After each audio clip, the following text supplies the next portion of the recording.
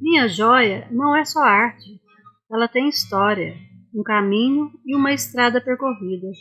Veio de um tempo vivido, de uma infância criativa e cheia de imaginação.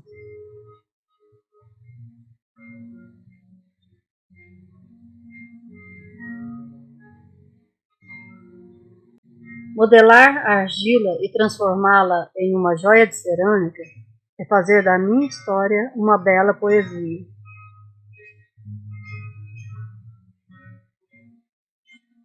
Modelar, secar, queimar, esmaltar e queimar novamente.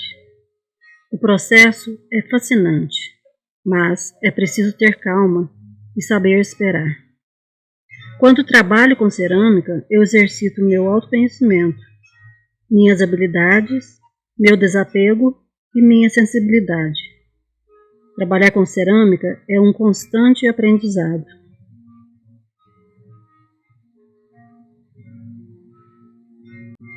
Da argila eu trago um poema, transformo a cerâmica em verso, pinto com esmalte uma rima, e da joia nasce uma poesia.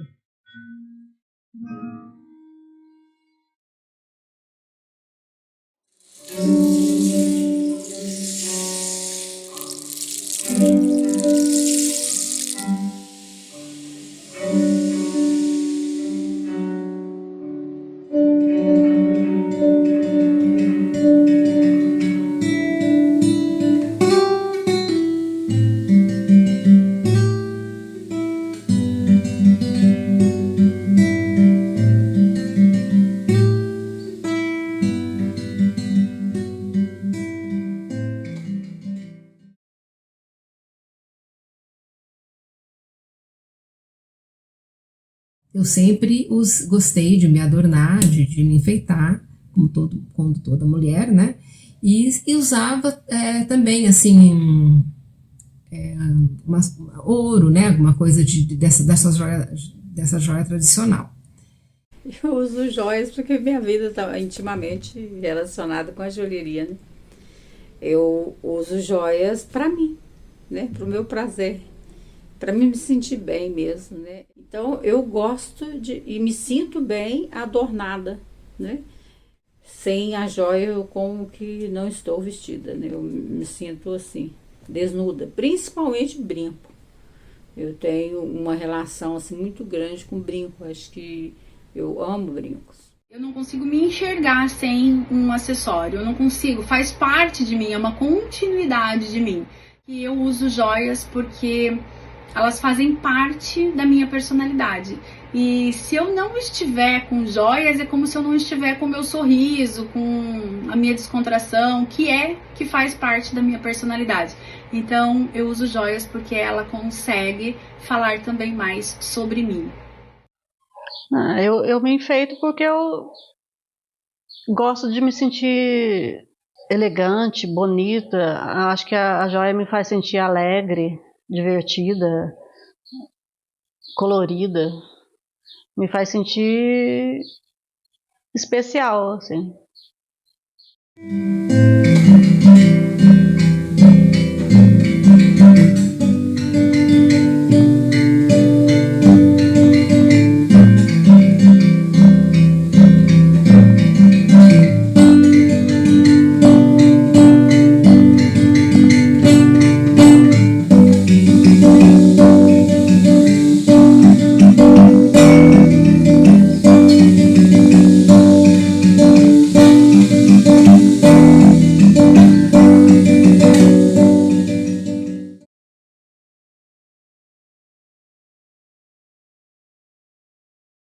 Eu penso que uma joia valiosa hoje, além de ser aquela coisa que encanta, que emociona, que você tem vontade para trazer para perto de si, seja para o seu corpo, seja para sua casa, né? Porque ela está além. O adorno hoje não é só corporal, né?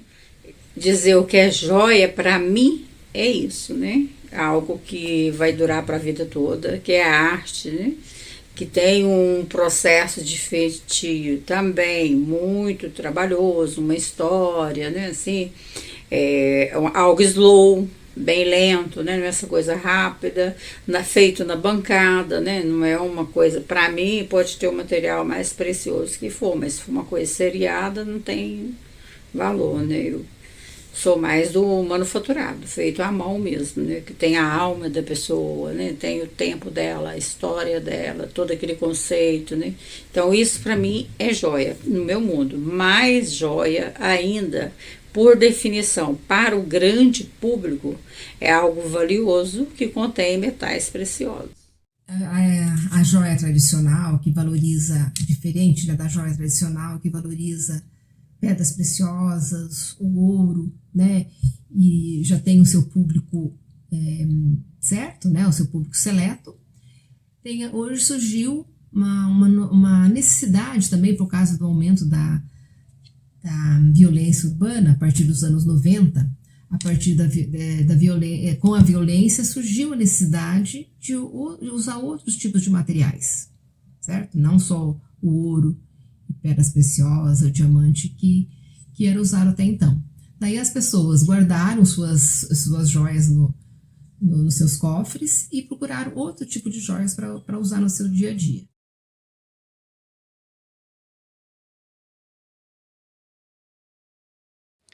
Uma joia de cerâmica pode ser encarada como uma peça esculpida e produzida em tamanho e formato para adornar o corpo. A peça pode ser elaborada a partir de um conceito ou uma história, criando assim uma originalidade artística. Mas é essencial que a joia de cerâmica traga harmonia, delicadeza e conforto para quem for usar. A argila é um material muito inusitado e ela é um material muito atrativo, né? Ele algo que você pega e você quer para você quer tocar, você quer mexer. Eu acho que instintivamente as pessoas querem modelar quando pega uma argila na mão, mesmo que você não fale nada. Se você entregar uma pelotinha de argila na mão de alguém, essa pessoa vai querer modelar. E eu comecei a pensar principalmente na questão da autoria, de não ter joias repetitivas, e o material também é repetitivo na maioria das vezes. Então a gente tem os metais, o latão, o ouro, a prata, as pedras preciosas e semi-preciosas, as pedras retiradas, né, extraídas, né, até mesmo mármore, que dá para fazer joia, mas eu quis algo que fosse também um material exclusivo. Assim como a gente consegue ter uma exclusividade no feito à mão, a gente também tem uma outra exclusividade, que é a argila como um material para joia. E eu gosto de pegar esse barro e fazer dele o meu material mais precioso na expressividade da minha joalheria.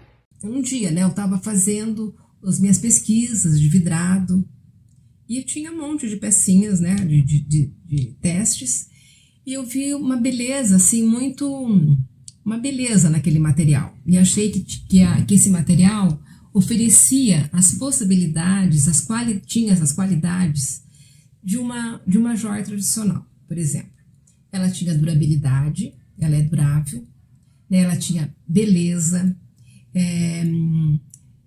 esse caráter de permanência também, a gente, como a durabilidade, está ligado à durabilidade, e as formas poderiam ser diferenciadas, né? Você poderia fazer a modelagem. Então, tudo isso, a estética, tudo isso, né, é associado a um bom acabamento. Então, tudo isso eu achei que a cerâmica possuía essas características de uma joia.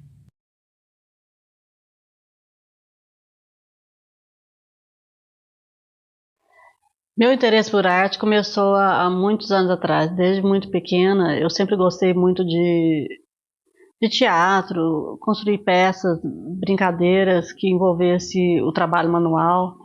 Meus pais gostavam do trabalho manual. Meu pai era marceneiro, minha mãe costureira, e eu sempre tive em casa assim os brinquedos de madeira que meu pai fazia, as roupas que minha mãe costurava para mim, eu sempre fui rodeada disso, de toquinhos de madeira para brincar e retalhos de tecido, e isso era meu mundo assim de criança, e eu me envolvia muito nisso.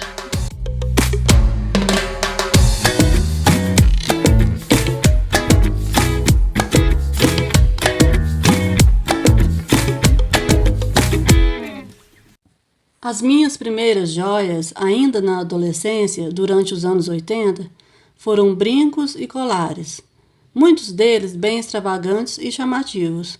Sempre gostei de usar cores fortes e formas que fugissem do comum. Os materiais eram diversos: prata, tecido, madeira, miçangas, osso, ferro e sementes. Desde então, sempre busquei joias e adornos que fossem originais, fugindo de modismo e tendências.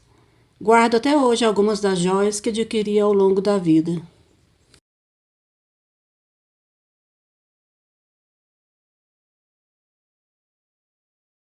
Com o passar do tempo, eu gostava muito na adolescência, de pintar quadros. Comecei a fazer pintura em tela, e por muitos anos fiz a pintura em tela. Depois comecei a fazer bolos para vender, bolos enfeitados, docinhos enfeitados, fazia caixas de papelão enfeitada, pintura em parede, pintura em móveis. Então, assim, e as últimas coisas que eu fui trabalhando foi fazer colares, brincos, assim, de material reciclado.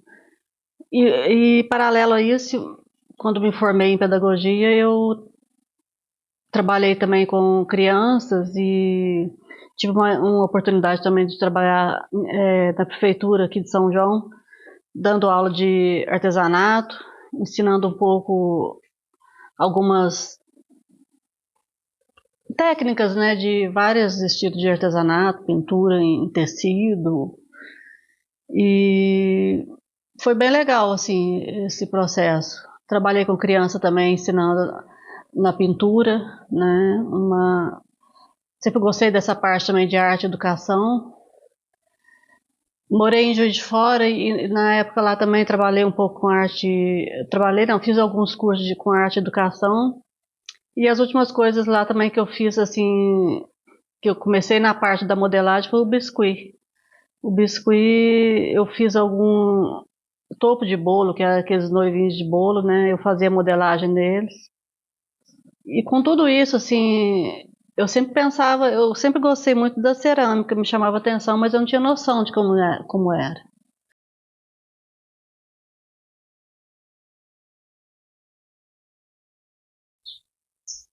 Do começo, assim, bem antes, assim, que eu gostava de pintura, eu procurava ver os pintores, né? Me chamava muita atenção o Miró, que era uma pintura bem divertida, bem puxando meio infantil, uma coisa assim. O Miró que me inspirava bastante. E do impressionismo eu gostava muito do Monet. O Monet com a pintura mais grossa, aquelas imagens, dava aquela impressão assim da natureza que ele fazia, me chamava muita atenção.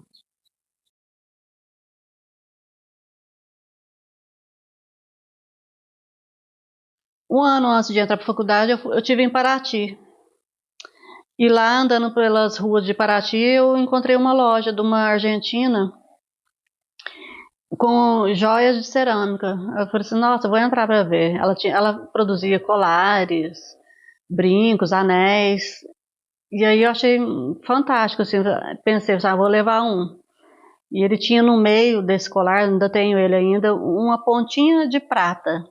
Essa parte eu ainda não descobri como que foi feito, mas achei muito legal. E eu pensei, vou comprar esse colar, que vai ser um marco, assim, que eu vou conseguir entrar na faculdade e vai ser algo que me vai marcar, assim.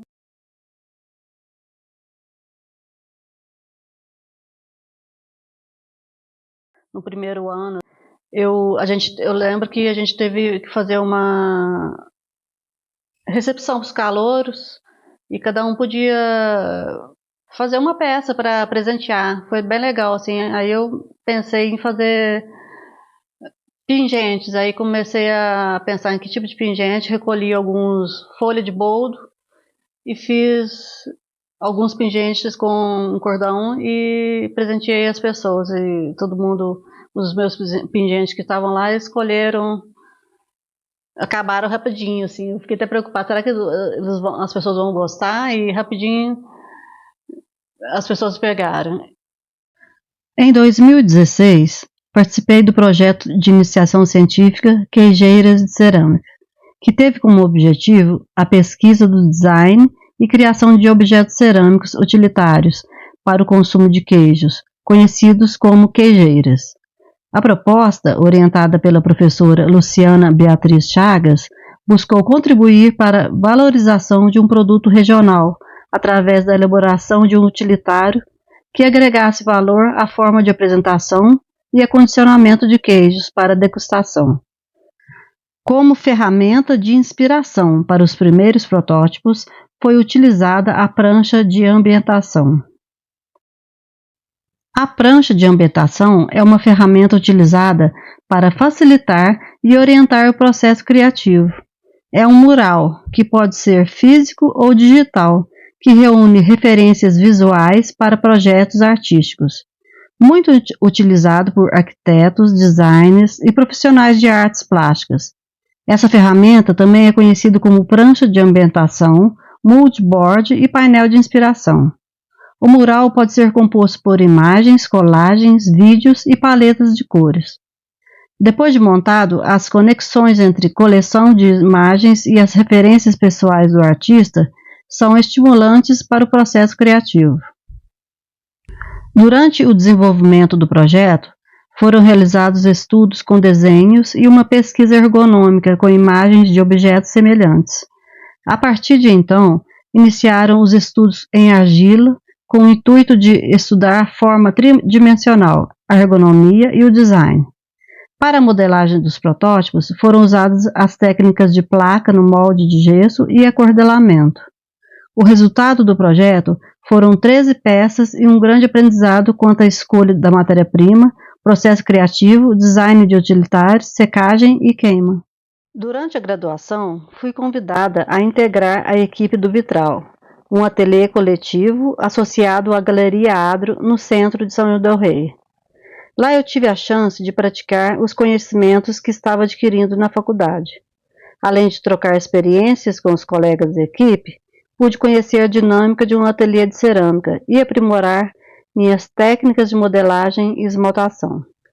Também aprendi a montar, preparar e operar um forno elétrico. Foram 3 anos onde tive a oportunidade de criar e executar projetos para clientes, participar de feiras e dar aulas e oficinas de modelagem cerâmica para crianças e adultos. Nas aulas de modelagem manual, a técnica do belisque foi a que mais me identifiquei. Essa técnica me encanta, pois possibilita sentir a argila, sua textura, sua temperatura e plasticidade. O ato de apertar, amassar ou beliscar é fascinante. É ver a capacidade de criação com uma técnica que, apesar de ser aparentemente simples, tem seus segredos. No decorrer do curso, também pude aprender e vivenciar outros processos de modelagem, como o uso de placas de argila, torno, rolinho e utilizando molde de gesso, onde agilizava o processo criativo. Mesmo com técnicas variadas de modelagem, sempre busquei formas orgânicas para minhas peças. E assim aprendi a fazer os acabamentos, realizar a secagem e preparação para a primeira queima. As disciplinas de esmalte foram essenciais para conhecer os materiais para esmaltação, os modos de preparo para aplicação e as temperaturas adequadas para cada tipo de esmalte. Também tive a oportunidade de aprender a preparar e testar fórmulas para a produção de esmaltes. As vivências dessas e outras disciplinas foram de extrema importância para a minha formação como ceramista e essenciais para a produção de peças resistentes, leves e com um excelente acabamento. A magia da cerâmica é é o processo, a delicadeza. É você saber que às vezes é ela que manda em você. Você vai modelando, vai tentando, coisa assim. Chega um ponto que a cerâmica que vai dar o processo, aquela continuidade ali, na verdade eu falo cerâmica, mas é argila, né? Antes de queimar, é argila. Na modelagem você usa a argila, mas de repente ela usa você. Também acontece isso. Porque você está modelando uma coisa que não está dando muito certo, às vezes é melhor parar e voltar de novo. Porque às vezes a argila vai dar. Você tem o seu projeto, você tem a sua história para contar ali, mas muitas das vezes não vai sair idêntico àquilo que você planejou. Mas sai algo fascinante também. E o processo da queima, você esperar, você queimar, você ver aquele processo, a esmaltação também, as cores que saem dali, aquela parte brilhante, vitrificada, que você faz as suas misturas. Então aquilo ali é assim uma alquimia, é uma magia que quem não conhece, eu acho que vale a pena experimentar. Dessa parte de modelagem é você pôr a mão na terra, sentir aquela energia, modelar aquela peça. O processo se você não quiser terminar na hora, você deixa guardado, descansando, você volta para ela, né? E mesmo porque às vezes nem dá para terminar a peça na hora, você tem que deixar um tempo ela secando, descansando, para você depois vir para fazer um acabamento, né? Então não dá para você terminar ela na hora. Então esse processo é muito gostoso, é muito relaxante, é terapêutico. Eu sempre gostei de retratar a natureza, as flores, paisagens, nas telas que eu pintava. Sempre fez parte assim da minha vida, estar na natureza, criar algo e trouxer essa natureza para dentro da minha casa, nas pinturas. Mas assim, foi na cerâmica mesmo que eu, buscando a inspiração dessas formas orgânicas, dessas texturas, que eu acabei encontrando o movimento Art Nouveau.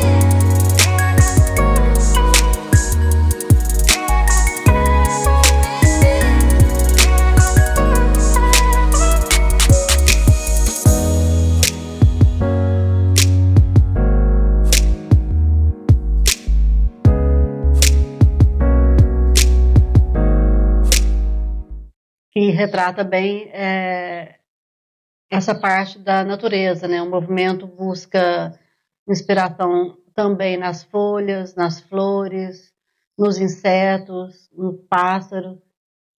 E as curvas sinuosas, né, que tem presentes nas esculturas, na arquitetura, na joalheria da Art Nouveau, elas dão mais levezas às volutas, que as volutas são presentes no barroco e no rococó.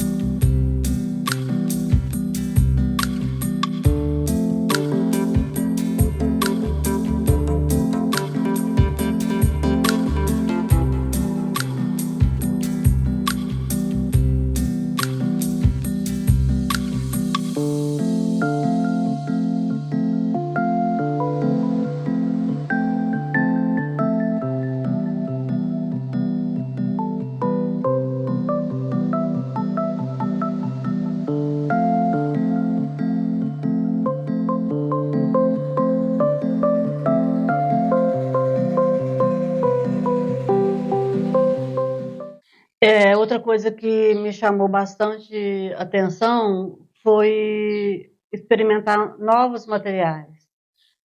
Na Arte Nouveau, os materiais como vidro, os metais, são bastante presentes. E eu quis trazer isso para a cerâmica, fazer essa união com a cerâmica. E aí, o que eu pensei? A cerâmica, a argila, depois de virar cerâmica, a cerâmica fica rígida, dura. E os metais como fio de cobre, que ele é bem maleável, e o vidro, que eu consigo derreter, eles trazem uma harmonia, uma leveza para a cerâmica também. Não fica somente aquela dureza da peça. E juntando tudo isso, eu gosto de usar também os tecidos, que daquela época também a gente vê que as mulheres daquela época usavam roupas, né? Os vestidos, os tecidos eram bastante volumosos. E aí eu trago também os tecidos para fazer essa combinação de materiais. Então, do movimento Art Nouveau, que me chamou muita atenção, que eu me inspirei bastante, eu usei os vidros. E os vidros na cerâmica. Eu fiz essa composição depois da queima de cerâmica, que ela tem uma temperatura e o vidro tem outra temperatura. E eu quis compor o vidro derretido na cerâmica, que veio essa inspiração também da Art Nouveau. O vidro foi uma das coisas que eu, assim, me encantei também, né? Eu usava garrafas, né? Pesquisar algumas garrafas que eu pudesse reutilizar. E para derreter foi assim um processo até chegar num ponto que eu descobri, também foi um processo difícil. Muitas vezes o vidro não derretia, outras vezes ele fervia demais. Então, se chegar num ponto ali, saber a temperatura, então foi um processo que, quando o vidro queima numa temperatura certa, junto com a cerâmica, ele traz um efeito como se fosse uma pedra preciosa. É lindo de ver, assim, é maravilhoso. Então, o vidro é algo que me remete, né, a algo assim translúcido, algo muito bonito, assim. Então, a Arte Nouveau usa muito esse material e eu achei que vai fazer parte, que faz parte do meu trabalho também. Durante a pandemia, quando não podíamos sair de casa e tudo parou, em minhas pesquisas na internet conheci a mufla, que é um mini forninho feito com material refratário. Tem um revestimento feito com cimento refratário, para dar mais durabilidade. A parte interna é feita de uma mistura de carbeto de silício. Quando a mufla é levada ao micro-ondas, as moléculas de carbeto vibram e transmitem calor para as peças de cerâmica, podendo chegar a temperatura de 1050 graus Celsius. A mufla permitiu que eu realizasse testes de biscoito e esmaltação. Possibilitou a vitrofusão em algumas peças e a terceira queima com ouro líquido, platina e lustro. Essas técnicas com o uso da mufla foram importantes para a criação das joias de cerâmica inspiradas na Art Nouveau.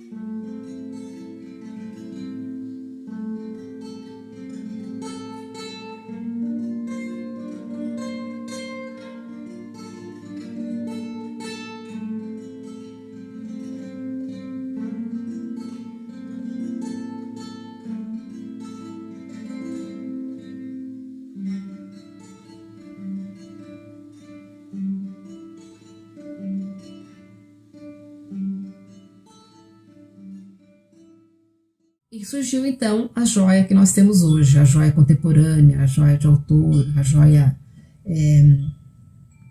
as bijuterias finas também, né, com o movimento da Coco Chanel, que foi o grande responsável por isso, que a joia, bijuterias finas e ligadas à moda, né? Então isso teve a indústria, que são mais peças industrializadas, com tecnologia, que tem grande beleza também. Então foi sendo substituído por outros tipos de joias, né? De bijuterias, de adorno, porque houve essa necessidade. Então hoje as pessoas, os joalheiros, né, utilizam a mistura de materiais com a madeira, vidro, cerâmica, sementes, né? E o que conta, misturando com ou não com os metais preciosos, ditos metais preciosos, certo? Ouro, a prata. Agora, o que conta-nos, eu acho que é o design, né? É o inusitado, é o diferencial, a originalidade. Então, acho que isso que define as joias no dia de hoje. E nós, como, joalheiros dessa área, a gente precisa também informar o nosso público, né? Porque essa é a nossa missão, porque a joalheria tradicional já está lá, é o ouro, a prata, as pedras preciosas, o diamante que todo mundo valoriza. E como a joia contemporânea é diferente, também conta, então a gente tem que informar. E conta isso, tem uma relação também com o autor. Acho que isso também é a grande diferença da joalheria tradicional, por exemplo, né? Conta essa empatia, esse conhecimento com as pessoas que produz esse produto, que deve estar carregado de algum conceito, né? Então, de sustentabilidade, por exemplo, né? Então, isso também vai contar, né? Vai agregar valor nessa joia contemporânea. O adorno corporal em si, né, ela sempre foi representativa, e eu continuo hoje defendendo de que a peça que você se adorna, essa adumentária, na verdade, ela é representativa. Então ela vai passar a informação da tua personalidade, da tua segurança ou da sua insegurança, da sua autoria como pessoa, da sua personalidade, né? A gente consegue perceber quem a pessoa é só de analisar, né? Só de observar quais são os acessórios que ela está usando. A joia, ela é representativa. O acessório, ela é representativo e ela traz a expressão de quem o está usando. Eu acho que todo ceramista, todo artista, ele procura também uma identidade, né? Então, quando você acha uma identidade, faz um trabalho que tem a ver com a tua história, né? Com a tua trajetória, com o que você põe ali, o que você conhece, o que você é. Então, traz uma história, uma identidade, é verdadeiro, esse trabalho é verdadeiro porque tem a tua história. Então, acho isso essencial, por isso que nós somos pessoas diferentes, né? Ninguém é igual ao outro. Então, todos, né, a gente vai procurando fazer coisas diferenciadas. Com toda essa questão de produzir joias, com toda a diversidade de materiais que eu sempre gostei, gostaria e gosto de usar, fazer o curso de joias de cerâmica com a Márcia Campetti é outro espaço para eu aprimorar a minha modelagem, né? E trabalhar também não só a modelagem, as questões de como fazer o desenho, como criar essas peças e que metal agregar. Então, assim, aí já foi mas por o outro lado também, que a gente pensa também nessa questão, sempre pensando nessa questão da minha história, o porquê que eu estou produzindo essas peças, né? E usar os metais, e esses metais, eles não vêm prontos, né? A gente tem que fazer todo o processo de soldar, de mandar fazer o banho de ouro, banho de prata. Então, o Joias de Cerâmica veio para agregar mais esse trabalho, assim, para aprofundar melhor, ou um pouco diferente do que eu já tinha pensado, né?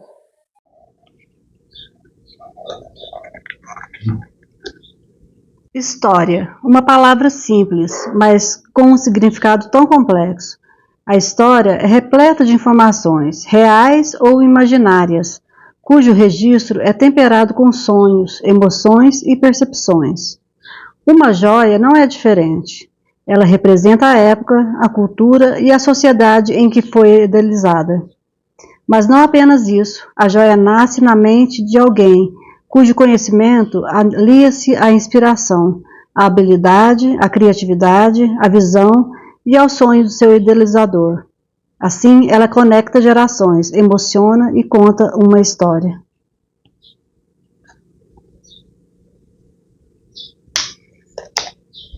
Eu comecei as primeiras peças em 2017, a criar as minhas primeiras peças. Muito assim, aleatório, né, sem pensar no porquê, simplesmente modelava.